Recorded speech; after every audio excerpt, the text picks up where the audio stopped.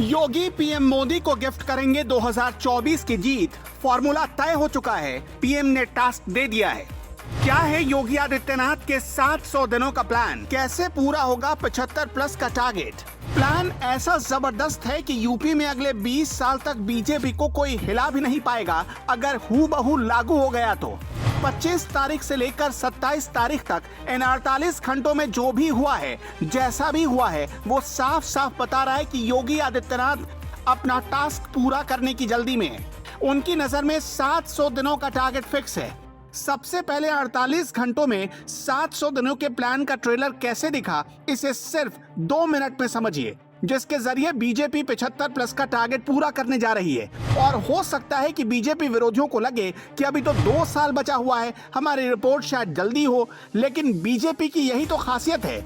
जब पूरा देश उत्तर प्रदेश के चुनाव के रिजल्ट के इंतजार में बैठा था, तब प्रधानमंत्री मोदी और बीजेपी गुजरात, हिमाचल और त्रिपुरा की चुनावी तैयारियों में लगे थे। उन्हें इस बात से कोई फर्क नहीं पड़ रहा था कि उत्तर प्रदेश का रिजल्ट क्या होगा, कैसा होगा। खैर, बीजेपी की असली प्लानिंग समझिएगा। बीजेपी के विरोधियों को लगा कि पश्चिमी यूपी में किसान आंदोलन से बीजेपी नुकसान में चली जाएगी। किसान आंदोलन के दौरान ही वेस्ट यूपी में भारतीय किसान यूनियन के नरेश टिकैत और मलिक समाज की गठवाला खाप में फूट पड़ गई। इस फूट की पूरी स्क्रिप्ट लिखी केपी मलिक ने। वही केपी मलिक जिन्हें बीजेपी ने अब मंत्री बनाकर इसका इनाम दिया है।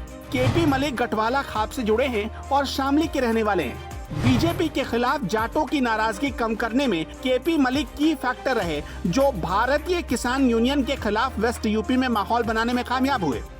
बीजेपी अब चाहती है कि खाप पंचायत का साथ 2024 और उसके बाद भी बना रहे।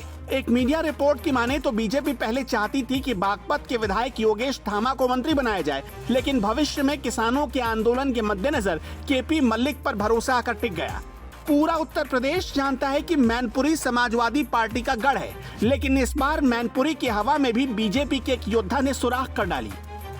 मैनपुरी से बीजेपी से जीत हासिल करने वाले विधायक जयवीर सिंह को भी योगी आदित्यनाथ ने मंत्री बना दिया।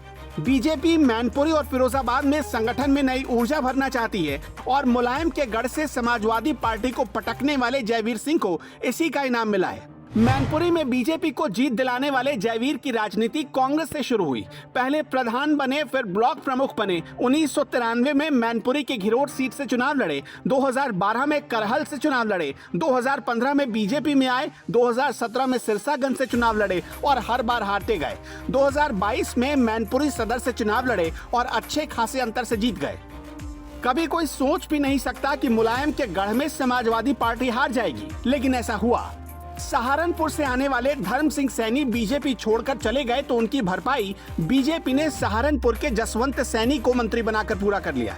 हैरान करने वाली बात तो यह है कि जसवंत सैनी किसी भी सदन, यानी ना तो वो विधायक हैं और ना ही विधान पार्षद, किसी भी सदन के सदस्य नहीं है। इसके बाद भी बीजेपी ने उन्हें मंत्री बना दिया, जिससे धर्म सिंह सैनी के प्रभाव को शून्य किया जाए। इसके अलावा योगी आदित्यनाथ ने पहली कैबिनेट में सारे विभागों को 100 दिनों का एजेंडा बनाने को कहा है। 100 दिन मतलब करीब 6 महीने। 1 साल में क्या क्या करना है, इसका पूरा खाका 6 महीने में तैयार होगा। अधिकारी अब प्लान बनाकर मन में नहीं रख पाएंगे, बाकायदा इसे कैबिनेट के सामने प्रस्तुत करना होगा। मुख्यमंत्री ने तय कर दिया है कि किस फाइल को कितनी देर में निपटाना है। कोई भी फाइल किसी भी सूरत में नहीं लटकनी चाहिए। योगी आदित्यनाथ ने 2 टूक कहा है कि योगी सरकार 2.0 का मुकाबला खुद योगी सरकार 1.0 से है। रुकिए, अभी जो आपने देखा और सुना वो वही प्लान है जो बीजेपी को 2024 में जीत दिलाएंगे। अगर उत्तर प्रदेश में 75 से ज्यादा सीटें बीजेपी लाने में कामयाब हो गई तो दिल्ली में आने से बीजेपी को कोई नहीं रोक सकता। और इस वक्त बीजेपी की तैयारी ऐसा ही कुछ इशारा कर रही है। वैसे बीजेपी की इस तैयारी पर आप क्या कहना चाहेंगे? कमेंट बॉक्स में अपनी राय जरूर बताइए।